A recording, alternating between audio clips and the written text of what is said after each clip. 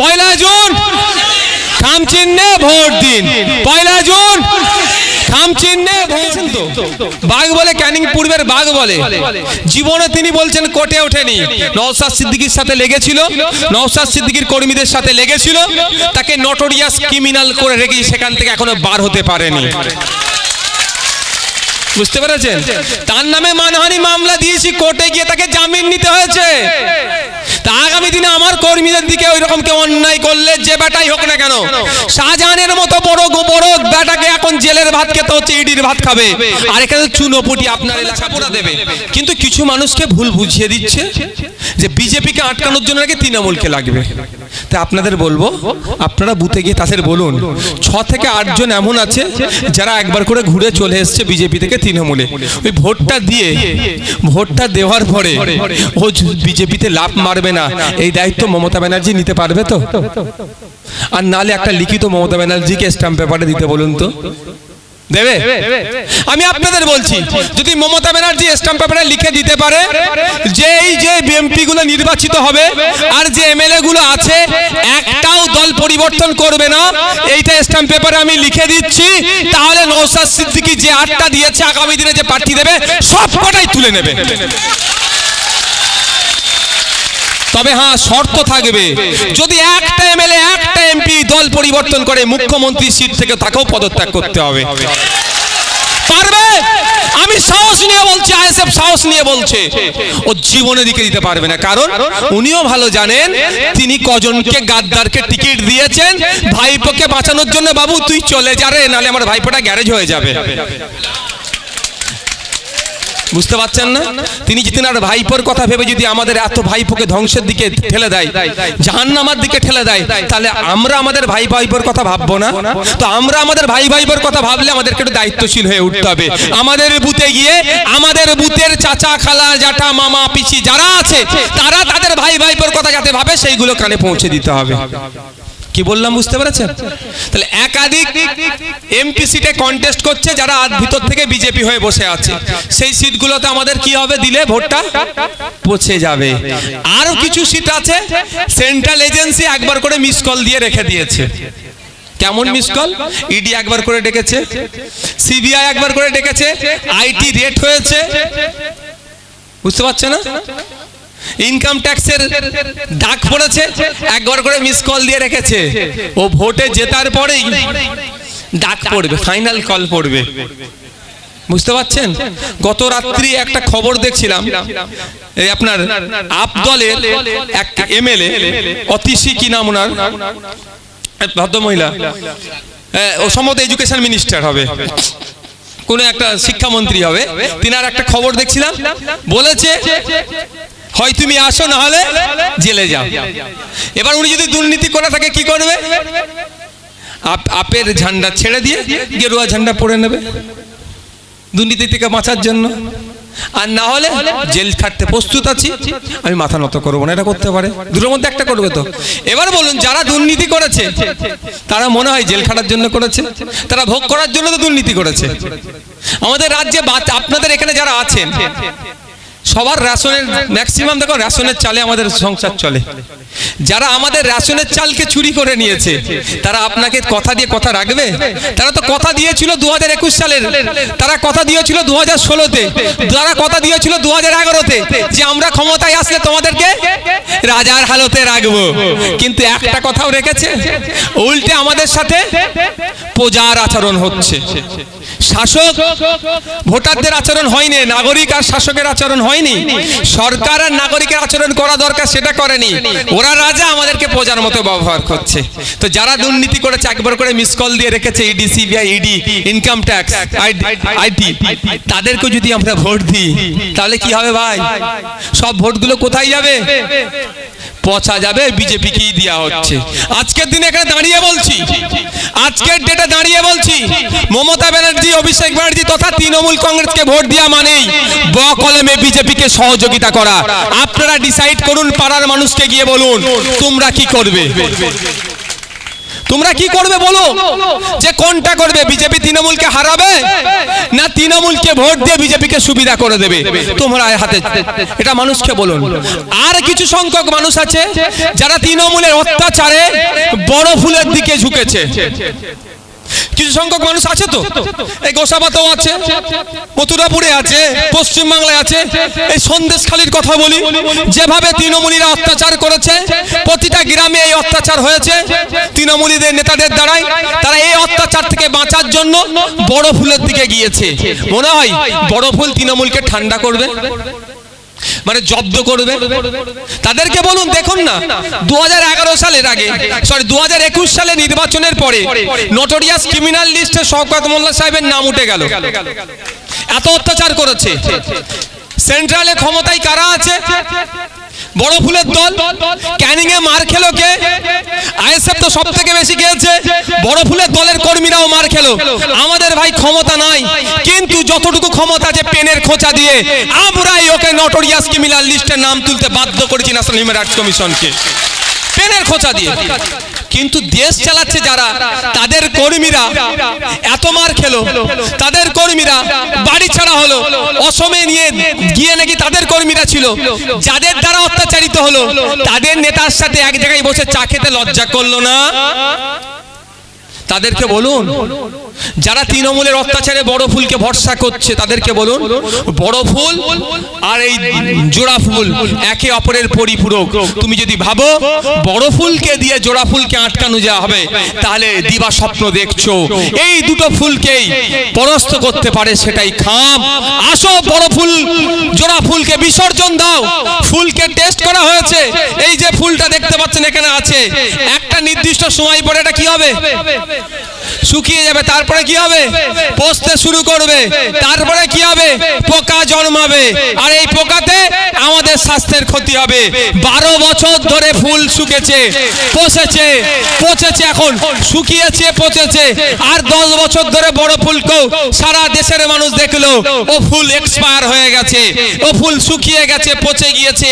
একে যদি এখনো ঘরে যত্ন করে আমরা রাখি এই দুটো ফুলকে, তাহলে আগামী দিনে এর থেকে যে পোকা বার হবে, আপনার আমার স্বাস্থ্যের ক্ষতি হবে। আমরা স্বাস্থ্য সচেতন মানুষ দুটো ফুলকে বা সার গাদায় ফেলে দিই, আর বাড়িতে সাজিয়ে রাখতে পারবো না। এটা বুঝতে গিয়ে মানুষকে বলুন। কারণ আমি আবারও বলছি, তৃণমূলের কাছে একটাই অপশন আছে, যে বিজেপি চলে আসবে, এছাড়া ওদের কোনো কথা নাই। আর সিএ নাকি রুখে দেবে। যদি সিএ রোখার দরকার হয়, আমি দুটো কথা আজকে গুরুত্বপূর্ণ বলেছি বলতে মমতা ব্যানার্জি সুপ্রিম কোর্টে যাক। আর একটা কথা কি বলেছি, যে দায়িত্ব নিক মমতা ব্যানার্জি, যে তার দলে জেতার পরে বিজেপিতে যাবে না, সই করুক স্ট্যাম্প পেপারে। আইএসএফ প্রয়োজনে 8টা প্রার্থী তুলে নেবে, কন্টেস্ট করবে না প্রয়োজনে। কিন্তু করতে পারবে তো? মানে এটাও বলে যাচ্ছি, চ্যালেঞ্জ করে বলছি, আমার জীবদ্দশায় মমতা ব্যানার্জি ওই সই করবে না। কারণ তার নিজের পরিবারের প্রতি ভরসা আছে। আমি পরিবার তুলে গালাগালির পক্ষে নয়, সমালোচনা করার পক্ষে নয়। কদিন কে কোথায় জন্ম হয়েছে, হ্যান হয়েছে, ত্যান হয়েছে নিয়ে খুব নোংরামি চলছে। আমি আমার কর্মীদের বলবো, ওই নোংরামিতে আমরা যাব না। কিন্তু মমতা ব্যানার্জি যখন কলাঘাট নন্দীগ্রামে অ্যাক্সিডেন্ট হয়েছিল, প্রেস বিবৃতি দিয়েছিল, ওনাকে মেরে ফেলার জন্য চক্রান্ত হয়েছিল, অনেক কথা বলেছিল। কদিন আগে টয়োটা গাড়ি নাকি 200 স্পিড না কত স্পিডে ছুটছিল, কপালে লেগেছিল, তখন উনি অনেক কথা বলেছিলেন। কিন্তু উনি ওনার বাড়ি থেকে যখন কপাল চোট পেয়ে এসএসকেএমে গেল, দুঃখ লাগছে ভাবতে, মানে সত্যি দুঃখ লাগছে। তার আশপাশের যারা সিকিউরিটি ছিল, যিনি পিওসি ছিল, কতটা অপরিপক্ক, যে একটা জেড প্লাস সিকিউরিটি নিয়ে যে ঘুরে। আমরা ভালো করে জানি, হয়তো আমাদের জেড প্লাস নাই, আমাদের সাথেও তো কিছু সিকিউরিটি আছে, তাদের কাছে মিনিমাম ফার্স্ট এডটা থাকে। রক্তটা মোছার টাইম হলো না মাননীয়ার? আমাদের তো মুখ্যমন্ত্রী, আমাদের কষ্ট লাগেনি? দেখে বই ছবিটা, তোমাদের লাগেনি? আমার কষ্ট লেগেছে, আমার মুখ্যমন্ত্রী উনি। তার সাথে রাজনৈতিক মতপার্থক্য আছে, তার সমালোচনা 100 বার করব, যতক্ষণ না পর্যন্ত তিনি ঠিক হয়। কিন্তু অতক্ষণ পর্যন্ত না কোথায় এখানে একটা, আরে আমাদের গ্রামে গঞ্জে যদি তুলো ব্যান্ডেজ না পাই আমরা কি করি, রুমাল বা ওড়না দিয়ে সঙ্গে সঙ্গে বেঁধে দিই, অতটুকু বাঁধলো না, তাকে হসপিটালে নিয়ে চলে গেল, আর ওটাও ছেড়ে দিলাম। বেরিয়ে তো একবারের জন্য তিনি বললেন না মাননীয়া যে আমার কি কারণে মাথাটা ফেটেছে। ডাক্তার বলল, অনেকে অনেক কথা বলল, তিনি কিন্তু একবারের জন্য বললেন না কি কারণে মাথা ফেটেছে। যাক, ওই বিষয়ে যাচ্ছি না, পারিবারিক বিষয়। কিন্তু যেটা বলছি, নিজের পরিবারের প্রতি ভরসা নাই, কারণ একটা ভাইকে বলছে ত্যায্য ভাই করে দেবো, আমি করে দিলাম। যদি নিজের পরিবারের প্রতি তার কনফিডেন্স না থাকে, তাহলে এই যে এমএলএ গুলোকে দাঁড় করিয়েছে, এই এমপি গুলোকে কন্টেস্ট করছে, এদের প্রতি ভরসা রাখতে পারবেন তো? যদি ভরসা রাখতে পারতো তাহলে অর্জুন সিং এখন কোথায়? হ্যাঁ, একটা তো এখন দেখতে পেয়েছেন। আমি আপনাদের একটা কথা বলি, ভোটটা মিটলে সব পাঁচিলে উঠে বসে আছে, সব পাঁচিলে উঠে বসে আছে। খোঁজ নিলে হয়তো দেখা যাবে। কালকে শুভেন্দু অধিকারী মহাশয়ের একটা বক্তব্য আজকে শুনছিলাম, কি আইফোনের কথা বলছে, পাসওয়ার্ডের কথা। শুভেন্দু অধিকারী মহাশয় বা সুকান্ত মজুমদারের মহাশয়ের বা দিলীপ ঘোষ মহাশয়ের বা অগ্নিমিত্রা পল দিদির আইফোনে তৃণমূলের কত এমএলএদের কল নিয়মিত ঢুকছে, সেটাও যদি আমাদেরকে জনমানুষে নিয়ে আসে ওনারা, তাহলে বুঝতে পারবেন এখানে নীল হয়ে গেছে। বুঝতে পারছেন না? সব পাঁচিলে উঠে বসে আছে। তাহলে ওদের কথা ভেবে আমাদের সময় নষ্ট করলে হবে? আমাদের বাড়ি পাড়ায় পাড়ায় পৌঁছে যেতে হবে, তাদেরকে গিয়ে বলতে হবে। শেষ কটা বাজে দেখেন তো, কয়েকটা টেকনিক্যাল বিষয় বলবো। কটা বাজে বলো না? আর 5 থেকে 60 মিনিট বক্তব্য দেবো, কারো অসুবিধা হচ্ছে না তো? আপনারা কর্মী, আপনারা জানতে হবে। ভাঙড়ে আমার সাথে হয়েছিল একটা জিনিস, পরে জানতে পেরেছি। তৃণমূলের দেখবেন, তৃণমূলকে ভোট দেবে না মানুষ একবার ডিসাইড করে নিয়েছে, ভোট দেবে না, শুধু বিকল্পের খুঁজছিল, আইএসএফ এসে গিয়েছে, খাম ছাড়া কোনো কথা হবে না, মানুষ কিন্তু কনফার্ম করে নিয়েছে। এই বোকা বানানোর জন্য তৃণমূল কিছু লোককে মার্কেট এখন ছাড়বে, চায়ের দোকানে ছাড়বে, ওই বিজেপি এসে যাবে করে ভয় দেখাবে, কিছু ফেসবুক হোয়াটসঅ্যাপে ছেড়ে দেবে, সোশ্যাল সাইটে টাকা দিয়ে তোরা এই বলতে থাক বিজেপি এসে যাবে আমাদেরকে ভোটটা দাও। এসব কণ্ডপাত করার দরকার নেই। এটা করে 2019-এ ভোট দিয়েছিলাম, কি দেখলাম, রাজ্যের বাইরে বিজেপি ছিল, রাজ্যের মধ্যে বিজেপি ঢুকালো। এই 2021-এ বিজেপি এসে যাবে বলে ভোট দিলাম, বিজেপি এসে দরজার সামনে দাঁড় করিয়ে দিয়েছে। 2024-এও যদি আমাদের এই বিজেপি এসে যাবে বলে ভোট দিই তৃণমূলকে, আপনার বেডরুমে বিজেপিকে কিন্তু ঢুকিয়ে দেবে। ভুল বলছি নাকি? তাহলে আমাদেরকে কি করতে হবে? দরজার বাইরে এখন বিজেপি আছে, ওই বিজেপিকে কি করতে হবে? ওখান থেকে বিতাড়িত করতে হবে। বিতাড়িত করে কোথা করতে হবে? বিতাড়িত করে দিতে হবে। বিতাড়িত কিভাবে করবে? লাঠি সুটা না, ভোটটা আমরা ঐক্যবদ্ধভাবে খাম চিহ্নতে দেন। পশ্চিম বাংলায় খাম চিহ্নেই পারবে বিজেপিকে বিতাড়িত করতে। জোড়া ফুল বিজেপিকে নিয়ে আসছে, খাম বিজেপিকে বিতাড়িত করবে। এটা মানুষকে বলুন কি, যেটা ওরা করবে এটা একটা প্রচার রাখবে, এটা বিরোধিতা তো আপনারা কি করতে হবে আপনারা ভালো করেই জানেন। যদি এই প্রচারটার বাংলার মানুষ খাবে মনে হয়, খাবে। বাংলার মানুষ জেনে গিয়েছে বিজেপি আর তৃণমূলের সাথে কি ভালো সম্পর্ক, জেনে গিয়েছে। মোদিজির বলেছে কোমরে দড়ি বাঁধবো, কোমরে দড়ি তো পাঠায়নি, শাল পাঠাচ্ছে তার জন্মদিনে। হ্যাঁ, কোমরে দড়ি বাঁধবো বলেছিল, কিন্তু তার পরিবর্তে শাল মিষ্টি পাঠাচ্ছে। ভোটটা শুধু লুট করার জন্য এই সমস্ত বলে। ভোট মিটে গেলে আবার তারা একসাথে বসে চা খাবে, তারা চা খেলে আমার কোনো সমস্যা নাই। নওশাদ সিদ্দিকী, বিশ্বজিৎ মাইতি, আমরা তখনই চা অন্য নেতাদের সাথে খাবো যখন আমার বুথের লোকেরা এক জায়গায় বসে ভিন্ন রাজনৈতিক মতাদর্শ থাকার ফলেও চা খাবে, তারপরেই আমরা চা খাবো, তার আগে চা খাবো না। যেটা বলছিলাম, ওরা এটা বোঝাবে। আর একটা কি, বাড়িতে বাড়িতে চলে যাবে, মাসি, পিসি, চাচা, মামা, খালা, বয়স্ক লোকেদেরকে আগে ধরবে। আচ্ছা, তুমি তো বুঝতেই পারছি, সব বোঝানোর চেষ্টা করবে, বুঝেও যাও, এখন বুঝিয়ে পারবে না।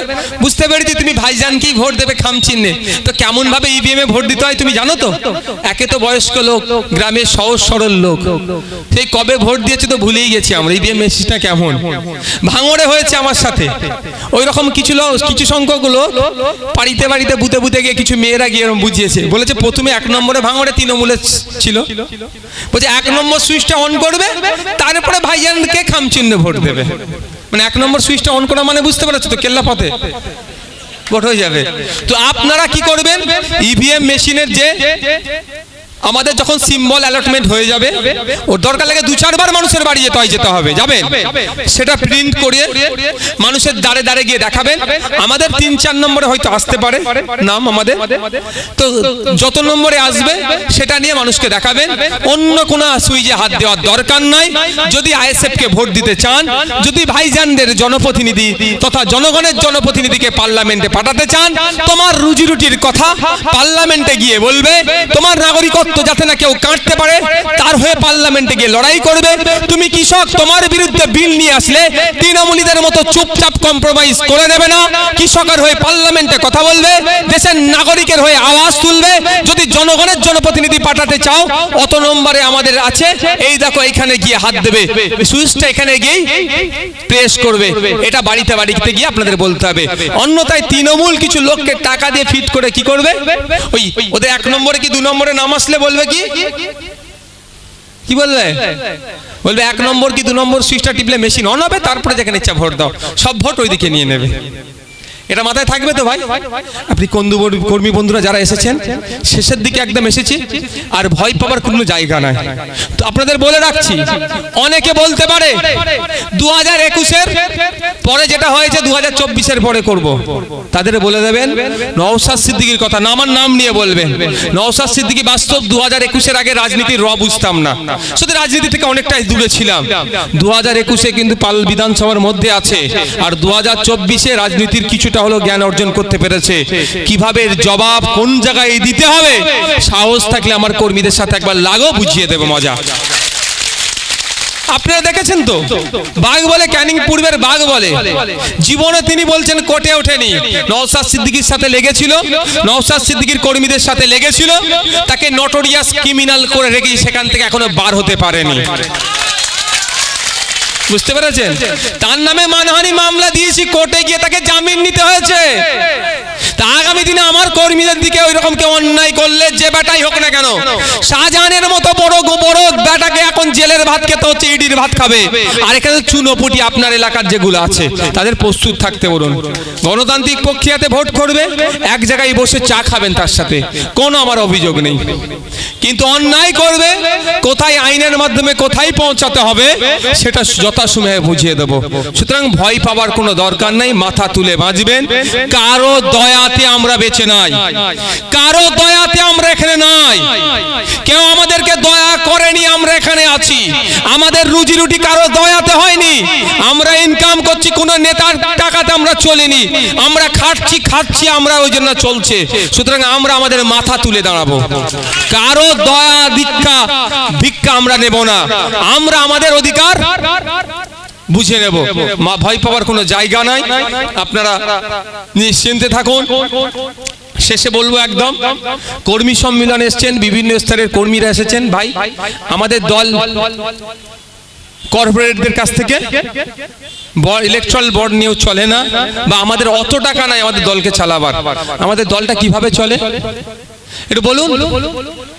আর 2 মিনিট বক্তব্য দেবো, অসুবিধা আছে কারো? ভাই, কাদের অসুবিধা নেই একটু হাত তুলুন তো। শেষে আর একটা গুরুত্বপূর্ণ কথা বলে ছেড়ে দেবো। আমাদের দল কিভাবে চলছে? গাঁটের টাকা দিয়ে চলছে। ইলেকশন করতে গেলে একটা হেভি খরচ হয়। আমি আপনাদের অনুরোধ করব, আপনাদের কাছে বিল কুপন পৌঁছাবে, আপনারা মানুষের দাঁড়ে দাঁড়ে গিয়ে যেমন ভোট চাইবেন, মানুষের দাঁড়ে দাঁড়ে গিয়ে 10 কোটি টাকার ভিক্ষা করবেন, ভিক্ষা চাইবেন। আমরাও চাই। মানুষকে দিয়ে বলবেন আপনার অধিকারের কথা পার্লামেন্টে গিয়ে বলতে হবে, এই খরচ আমাদের দ্বারাই বহন করা সম্ভব নয়, আপনি 10 কোটি টাকা আমাদেরকে দিন। যা দেবে তাই খুশি মনে নিয়ে আমরা চলে আসব, না দিলেও খুশি মনে নিয়ে আসব। জোর করার কোনো জায়গা নাই, কাউকে প্রেসার করার কোনো জায়গা নাই। একদম 10 টাকা 20 টাকা বাজারে যাবেন, মানুষকে বলবেন, দেখবেন দেবে মানুষ। মানুষ তো অন্যায়ের হাত থেকে বাঁচতে চাইছে, যে জুলুম হচ্ছে তার থেকে বাঁচতে চাইছে, কারণ তারও পরিবারের মেয়ে আছে, মহিলা আছে। নালে এদের যা রমরমা বেড়ে যাচ্ছে, ওই সন্দেশকারীতে শুধু পিঠে করার জন্য রাত 10টায় ডাকবে না, আপনার বাড়িতেও ডাকতে পারে। তো এই সমস্ত যারা সমাজ বিরোধী, তাদের হাত থেকে তো সবাই বাঁচতে চাইছে। ভাই, সবাই 10 কোটি টাকা দেবে। ওই আমাদের ভাই ওই 10 কোটি টাকার প্রজেক্ট নয় আমাদের, আমাদের 2-4 লাখ টাকা উঠলেই আমরা আমাদের পার্টিকে এগিয়ে নিয়ে যেতে পারবো, মানে প্রচার প্রসারটা ঠিক করতে পারবো। অনুরোধ করছি আপনাদেরকে, লজ্জা পাওয়ার কোনো জায়গা নাই, লজ্জা পাওয়ার নাই। আমি চাইতে যাবারে মানুষের কাজ করতে নেবেছি, তো সমাজ ব্যবস্থা পরিবর্তন করতে নেবেছি। সমাজ ব্যবস্থা পরিবর্তন করতে গিয়ে এই দেখুন 3 জন এখানে জেল খেটেছে, শাহাবুদ্দিন সিরাজি, মালিক ভাই, আমি 3 জন এখানে, আরো আপনাদের আছে ছেলেপুলেরা, আমাদের বিভিন্ন আছে। এই তো কোথায় গেল, এই সুমি আসো, এরা দেখুন না, আমরা তো সবাই জেল খেটেছি। আমরা একবার নয়, এই সমাজ পরিবর্তন করতে গিয়ে আমাদের মেঘনাদ বাবু আপনাদের এখান থেকে যিনি প্রার্থী হয়েছেন এই পঞ্চায়েত নির্বাচনে, ইনাকে তো ভেবেছিল মরে গেছে, ছেড়ে চলে গেছে, না হয়তো মেরে দিত। কেন তারা এত মার খাচ্ছেন? ইনার পেনশনের যা টাকা আছে, ঘরে পরিবার, ছোট্ট পরিবার পরিজনকে নিয়ে সুখে শান্তিতে থেকে খেতে তারা দিন গুজরান করতে পারত, কিন্তু তিনি বসে থাকেননি। তিনি দেখেছেন যে সমাজ ব্যবস্থাকে যারা কুলসিত করার চেষ্টা করছে তাদের হাত থেকে সমাজকে মুক্তি দিতে হবে। এই মাস্টার সাহেব শাহাবুদ্দিন সিরাজি একজন স্কুলের টিচার, তিনিও চুপচাপ বসে থাকতে পারত তার পরিবারকে নিয়ে, সে মাইনে পেত, যে মাইনে পাচ্ছে তা নিয়ে তার সুখের সংসার চলে যেত। মালিক ভাই যে কাজ করে সে তার পরিবার পরিজনকে নিয়ে শান্তিতে থাকতে পারত। এই ভাইয়ের ছোটখাটো যে ব্যবসা আছে এর পরিবার পরিজনকে নিয়ে সুখে থাকতে পারত। আর সর্বোপরি আমি তো বসলে আপনারা আমার হাতে টাকা গুঁজে দিয়ে চলে আসেন, তাই না? আমি দরবারে বসলে হাতে টাকা গুঁজে দিয়ে চলে আসেন, আবার ওইতে অনেকের রাগ হয়। এবারে আপনারা আমাকে কত টাকা দিয়েছে বলবো, আপনারা আমাকে 3 দিনে এবারে কত টাকা দিয়েছেন আমার হাতে গুঁজে বলে দেবো। ধৈর্য ধরুন, এখনো গোনা চলছে, অনেকটা টাকা হয়েছে, সেটাও কোথায় লাগাবো বলে দেবো। অনেকের বুক ফাটে, অনেকের বুক ফেটে যাচ্ছে, অনেকের বুক ফেটে যাচ্ছে, ফাটুক। যে টাকাটা আপনারা আমার হাতে দিয়েছেন ও টাকাটা আমাকে দিয়েছেন তো, আমি গতবারের টাকাটার ব্যস্ততার জন্য আর এইবারের টাকাটা সব রাখাই আছে, গতবার টাকাটা ব্যাংকে রাখা আছে, টোটাল টাকাটা আপনাদেরই কল্যাণার্থে কোনো জায়গাতেই দেবো, তখন দেখতে পাবে। কিন্তু কত টাকা দিয়েছেন সেটাও দেখিয়ে দেবো, যাদের বুক ফাটছে তারা আরো ফাটুক। কিন্তু যে বিষয়টা বলছি, তাহলে আপনারা আমার হাতে টাকাটা দিয়ে আসেন বাড়িতে গিয়ে, কিন্তু সবটা ছেড়ে আমরা কেন এসেছি এখানে? কেন আমরা জেল খেটেছি? কেন আমরা এত স্যাক্রিফাইস করছি?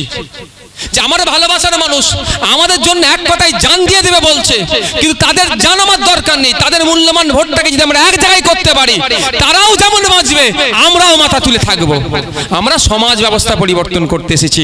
আমার পাশের পাড়াতে গোপীনাথ না খেয়ে দিন কাটাচ্ছে, আমার পাশের পাড়াতে আব্দুল করিম না খেয়ে দিন কাটাচ্ছে, আর আমাকে বলছে হিন্দু মুসলমানের রাজনীতি করতে, ও আমরা হতে দেব না। আমার পাশের পাড়াতে সীমান্ত তার বাচ্চাটাকে স্কুলে গিয়ে পড়ালে টিচার পাচ্ছে না, আমার ওই পাড়াতে আব্দুল জব্বার গিয়ে তার বাচ্চার জন্য শিক্ষক পাচ্ছে না, আর আমি চুপ করে বসে থাকবো, এ হতে পারে না। আমার লড়াই হচ্ছে, আমাদের লড়াই হচ্ছে সমাজ ব্যবস্থা পরিবর্তনের লড়াই। এই সমাজ ব্যবস্থা পরিবর্তন করতে গেলে একবার কেন আমরা 100 বার জেল খাটতে প্রস্তুত আছি। কি গো, অসুবিধা আছে? ভয় লাগছে নাকি জেল খেটে? তবে একটা কথা, আমার যারা নেতৃত্বরা আছেন, আমার তো এগুলো নেতা, আপনারাই আমার কাছে আসল হিরো। এরাও নয়, হিরো নয় বলছি না, কিন্তু ইনারদের থেকেও কোনো অংশে আপনাকে আমরা উপেক্ষা করতে পারি না। আপনাদের লড়াইটার জন্যই আমরা কিন্তু বড় বড় নেতা হয়েছি। চেয়ারম্যান, জেলা প্রেসিডেন্ট, অবজারভার, যাই দেখছেন, এই যে পদের সম্মানটা কখন পাচ্ছি আপনাদের লড়াইয়ের ফলে। আপনারা বুথে ব্যানার লাগাবেন, দেয়াল পোস্টার লাগাবেন, দেয়ালে লিখবেন, মানুষকে ঐক্যবদ্ধ করবেন, মানুষকে বোঝাবেন, সবই আপনাদের সব থেকে বেশি দায়িত্ব। তাই আপনাদের বলবো, ঠিক যেভাবে বিধানসভা পঞ্চায়েত নির্বাচনে করেছিলেন, হিংসাকে উপেক্ষা করে যতটা করতে পেরেছেন, ঠিক আগামী দিনেও আপনাদের লোকসভাতে করবেন। যে বুথগুলোতে সর্বপ্রথম তৃণমূল বিজেপিকে, ওই বুথে আমরা হারাবো। যে বুথটাতে পঞ্চায়েত নির্বাচনে তৃণমূল ভোট করতে দেয়নি, আনকন্টেস্টে জিতেছে, সেই জায়গায় হারিয়ে ওদের বার্তা দেব, তোমাদের পাশে মানুষ নাই। হবে তো নাকি? যেই বুথগুলোতে ভোট করতে দেয়নি সেই বুথে সর্বপ্রথম হারাবো আমরা। তারপরে তো যে বুথে ভোট হয়েছে আমরাই তো জিতেছি, বিরোধীরাই জিতেছে। তাই আপনাদের বলবো, এই সমাজ ব্যবস্থা পরিবর্তন করতে গেলে ভাই প্রয়োজনে পিঠ পেতে দিতে হবে, জেল খাটতে হবে, মার খেতে হবে, লোকের কাছে গিয়ে হাত পাততে হবে। এই সমাজ ব্যবস্থা পরিবর্তন করতে গেলে যে মাধ্যমটা রাজনৈতিক দলটাকে এগিয়ে নিয়ে যাওয়ার জন্য, সবাই প্রস্তুত আছেন তো ভাই? চাঁদা যে আমরা কুপন বিল দিচ্ছি, আপনারা তুলবেন তো না? প্রেস্টিজে লাগবে ভাই, অসুবিধা হবে না তো? আমরাও তুলছি ভাই, আমরাও তুলছি। থোড়া থোড়া মিলকে বহুত হতা হ্যায়। এই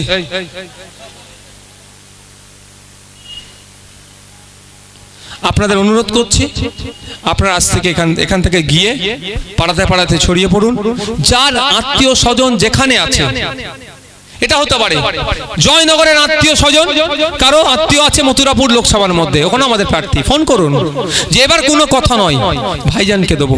17 বার ভোট দিয়ে আমরা পার্লামেন্টে পাঠিয়েছি, 75তম স্বাধীনতা দিবস পালন করে 76তম পালন করছি। তো আজকে আমাদের অবস্থায় তলনিতে কেন? আমরা কৃষক, আমাদের কৃষি প্রধান দেশ হওয়ার পরেও কৃষকরা তো পিছিয়ে কেন? আমরা কৃষক, কৃষি প্রধান রাজ্য হওয়ার পরেও তো পিছিয়ে কেন? আমরা আমাদের জনপ্রতিনিধিকে পাঠাতে পারিনি বলে। তাই অনুরোধ করবো সবাই কোনো প্ররোচনায় পা দেবেন না, কারো ইন্ধনে পা দেবেন না।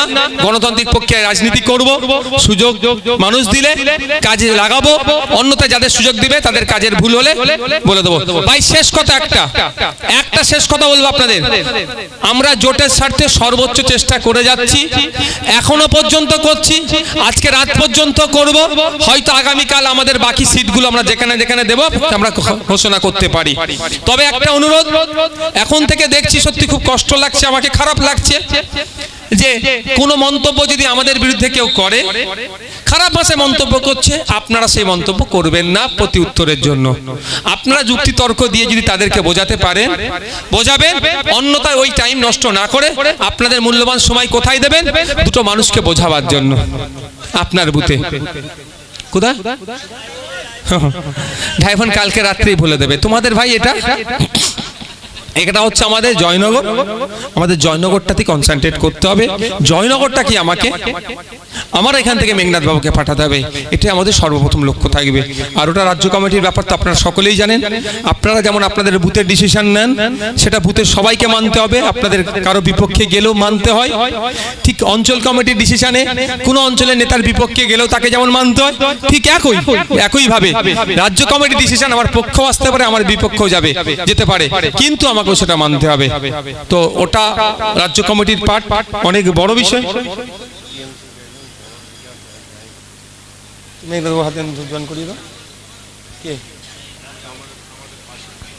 আচ্ছা, সেটা মেঘনাথবাবু বলে দেবে। তো আপনারা সকলে এখানে ধীর স্থিরভাবে সুস্থভাবে এখান থেকে আস্তে আস্তে আপনারা বিদায় নেবেন।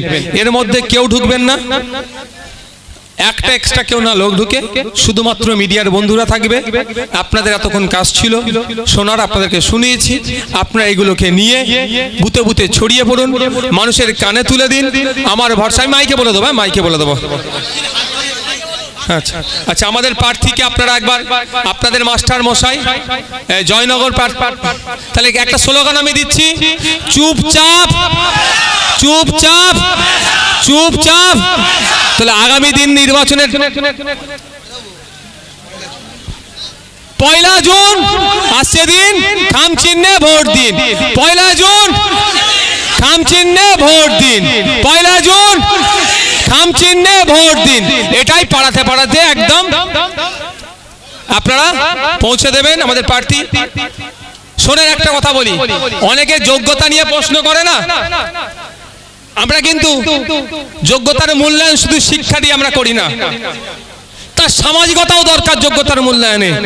আশা করছি আমাদের যে প্রার্থী হয়েছে জয়নগর থেকে, সবের যদি মাপকাঠিতে কেউ আমাদের সাথে আসতে চায়,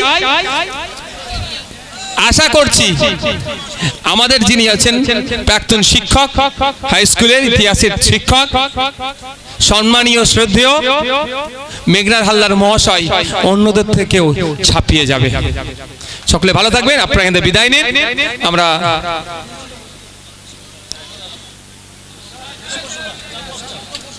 আচ্ছা, তাহলে একটা ভাই দিয়ে তোমরা তারপর জিজ্ঞাসা করবে।